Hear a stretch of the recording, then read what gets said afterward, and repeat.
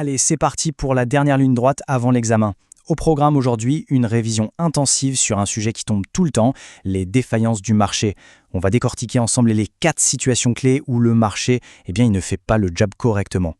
On est d'accord, parfois l'économie, ça peut ressembler à un vrai casse-tête, surtout avec tous ces concepts un peu abstraits. Mais franchement, pas de panique.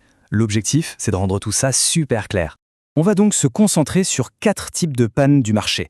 Les biens communs, les externalités, le manque de concurrence et l'asymétrie d'information. Promis, à la fin de cette session, ces notions n'auront plus aucun secret. Ok, on plonge direct dans le vif du sujet avec notre première défaillance, le fameux problème des biens communs, qu'on appelle souvent la tragédie des biens communs. Le titre a l'air un peu théâtral, je sais, mais vous allez voir, il colle parfaitement au problème. Pour bien comprendre, l'image est toute simple. Imaginez cette pizza à une fête. Tout le monde peut se servir, c'est clair. Mais chaque part que quelqu'un prend, c'est une part que les autres n'auront pas.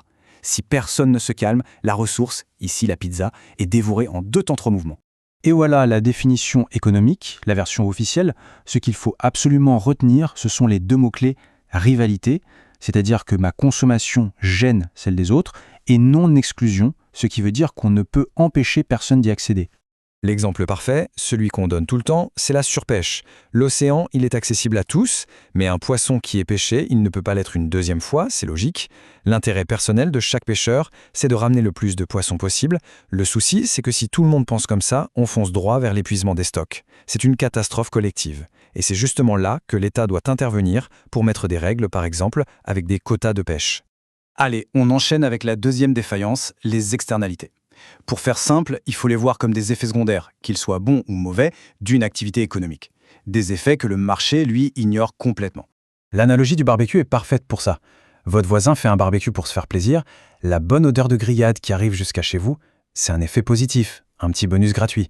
Par contre, la fumée qui vient noircir le linge que vous veniez de faire sécher, ça, c'est un effet négatif, et personne ne vous dédommage pour ça. Et voici la définition précise. L'élément central, le truc à retenir, c'est sans compensation financière.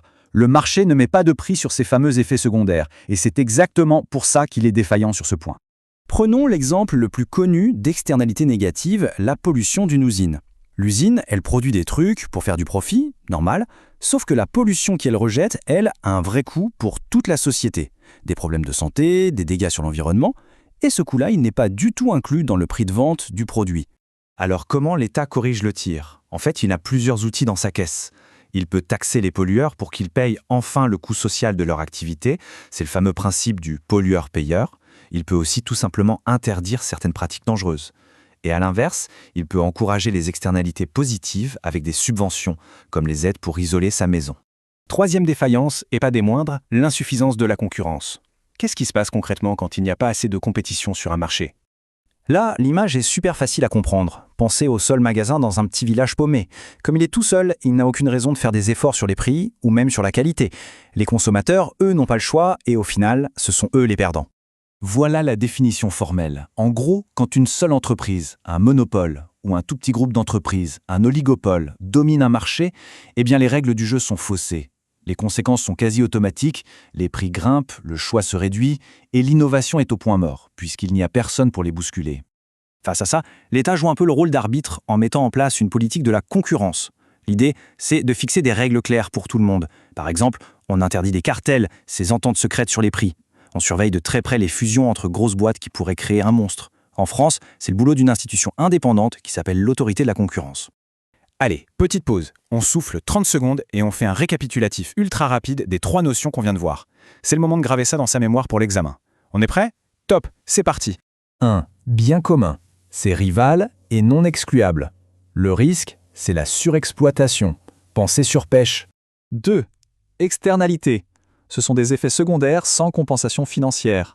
Pensez barbecue du voisin. Et 3. Concurrence insuffisante. C'est le problème des monopoles. Résultat, des prix plus hauts, moins de choix. Pensez au magasin unique du village.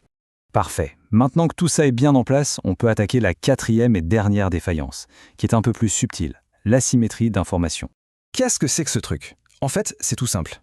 C'est une situation où, dans un échange, dans un deal, il y a une des 2 personnes qui en sait beaucoup, beaucoup plus que l'autre. Et forcément, ce déséquilibre d'information va complètement fausser la transaction.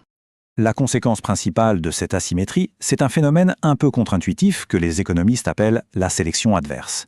En gros, à cause de ce déséquilibre, ce sont finalement les produits de mauvaise qualité qui restent sur le marché, tandis que les bons, eux, disparaissent. L'exemple classique, c'est le marché des voitures d'occasion. Le vendeur, lui, il sait très bien si sa voiture a des problèmes cachés. L'acheteur, en revanche, il n'en sait rien.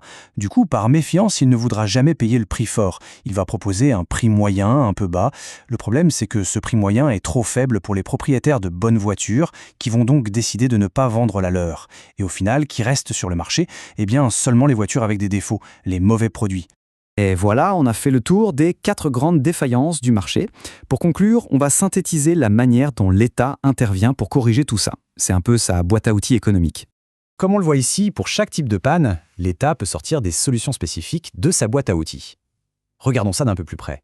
Alors, pour lutter contre l'asymétrie d'information, qu'est-ce qu'on fait? On impose des certifications, comme le contrôle technique par exemple, ou des labels.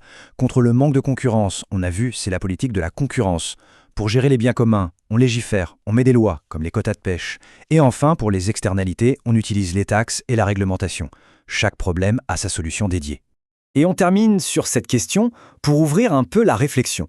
On a bien vu que l'intervention de l'État est souvent indispensable pour que le marché fonctionne mieux. Mais est-ce que cette intervention est toujours parfaite? Est-ce qu'elle ne risque pas, parfois, de créer d'autres problèmes? C'est une excellente question pour aller plus loin et pour briller à l'examen. Allez, bonne révision et bon courage!